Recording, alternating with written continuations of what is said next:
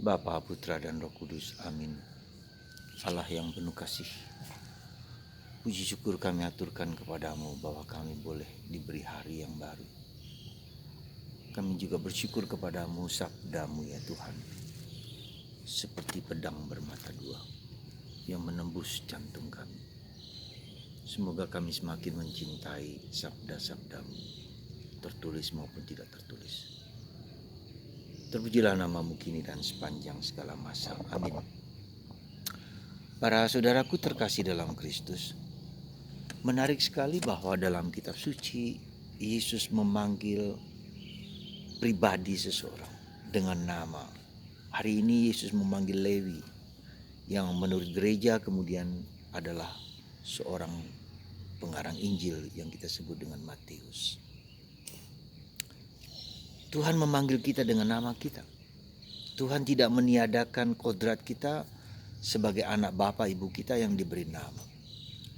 Dan itu identitas kita. Demikian pun Yesus identitasnya sebagai putra Allah, sebagai sang sabda. Dan ini bagi kita menjadi sangat penting karena kita lihat bagaimana Allah memilih Maria, memilih Yosef, nama-nama yang tertulis. Allah Yesus memilih para rasul dengan nama Petrus, Yakobus, Yohanes dan seterusnya. Dan juga sekarang Yesus memilih Anda, memilih saya, memilih kita dengan nama kita masing-masing. Tuhan menghargai pribadi kita masing-masing dengan segala kekurangan, dengan segala kerapuhan, dengan segala keterbatasan. Dan ini menjadi sangat penting bahwa proses penerimaan diri sendiri itu adalah proses yang panjang. Saya menerima diri saya sendiri bukan karena saya hebat, bukan karena saya punya kemampuan, tapi Tuhan menerima aku apa adanya. Karena betapa sulitnya menerima diri sendiri, menerima kekurangan, mengakui kekurangan, keterbatasan, kerapuhan. Karena kita menginginkan sesuatu yang ideal. Ya, dan penting juga bagi kita sebagai bapak dan ibu untuk menerima anak kita dengan segala apapun juga, dengan segala kekurangan dan keterbatasan. Nah, itulah yang kemudian saya kenali, ada satu tulisan yang bagus sekali, yaitu bahwa hidup kita tidak pernah selalu sempurna. Keluarga kita tidak pernah selalu sempurna. Dan dikatakan oleh paus kita dilahirkan dalam ketidaksempurnaan. Lihat bapak ibu kita dalam kekurangan, keluarga kita dengan segala kekurangannya. Nah, inilah salib dan paradoks kehidupan. Kita belajar menerima paradoks kehidupan.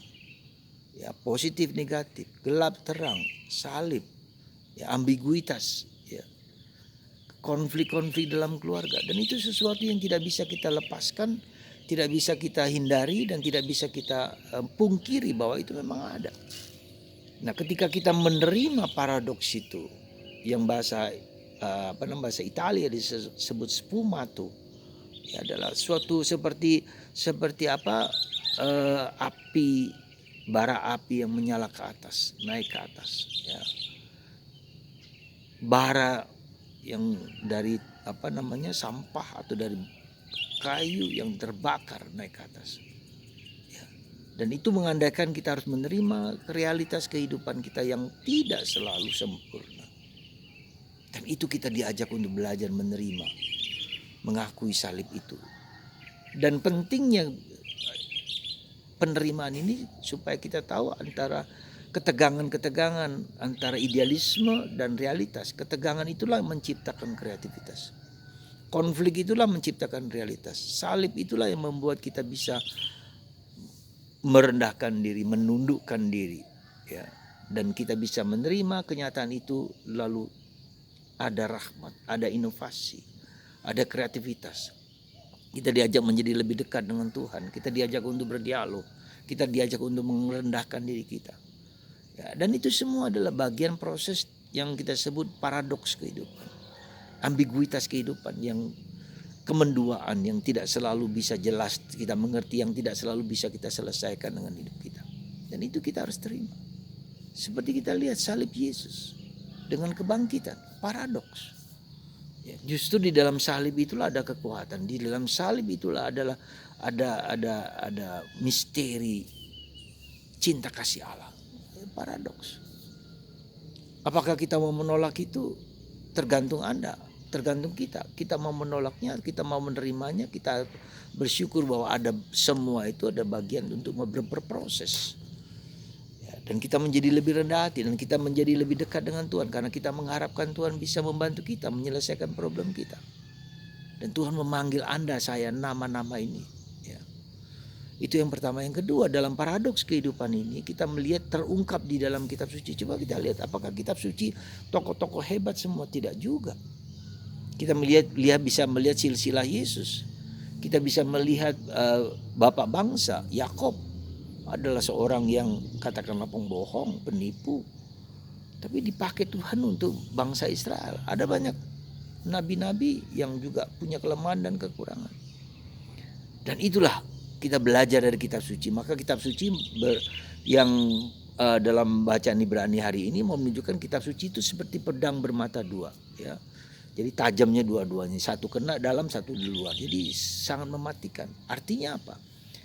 Bahwa sabda Allah itu dapat membuka mata, membuka misteri kehidupan kita, membuka yang tersembunyi sekalipun yang paling dalam, dia masih terbuka. Jadi kitab suci yang tertulis itulah menjadi sarana kita untuk mengerti, memahami kehendak Allah, mewahyukan siapa Allah itu, tapi juga mewahyukan siapa aku. Ya, saudaraku terkasih dalam Kristus, kami kemarin bertiga mengadakan Lectio Divina, ya, teks kitab suci untuk hari Minggu besok.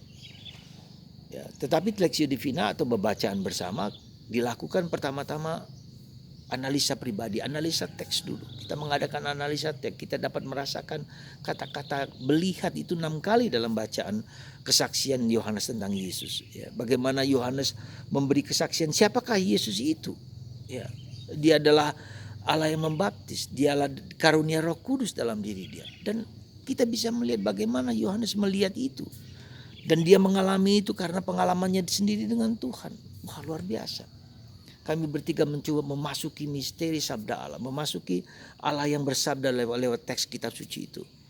Dan kami bisa merasakan kekaguman Yohanes kepada tentang Yesus. Ya.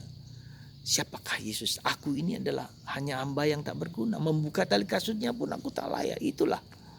Ya, dan itulah karena dia pergaulannya dengan Tuhan, mengenal Yesus berkat ilham Roh Kudus, dan dia mendapatkan pengetahuan-pengetahuan dari Allah sendiri karena yang mengutus dia memberitahu kepada dia bahwa yang Roh Kudus hinggap di kepalanya, itulah dia Yesus yang membaptis dengan Roh Kudus. Nah, saudara, saya hanya mengatakan kepada Anda, mari kita selami paradoks kehidupan kita, salib kehidupan kita yang tak pernah selesai ini, ya. Dengan apa? Dengan syukur, dengan lembut, dengan tulus, dengan gembira, dengan penuh sukacita. Ya, paradoks kehidup kita terima, kita rangkul paradoks itu. Dan kita rangkul, kita terima, dan Tuhan sendiri yang akan kemudian menyelesaikannya. Asal kita sujud menyembah kepadanya. Ya. Semoga Anda dan saya menerima kehidupan yang paradoks ini. Kita